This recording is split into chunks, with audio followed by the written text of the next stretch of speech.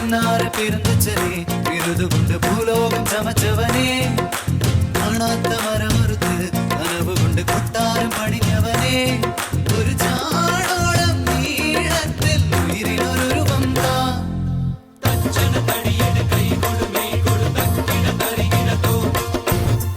തേക്കുമരമാശാരിക്ക് ശില്പകലയുണ്ടാക്കാം ആട്ടുമരമണ്ണാച്ചിക്ക് മണ്ണിലൊരു തൂണാക്കാം തേക്കുമരമാശാരിക്ക് ശില്പകലയുണ്ടാക്കാം ആട്ടുമരമണ്ണാച്ചിക്ക് മണ്ണിലൊരു തൂണാക്കാം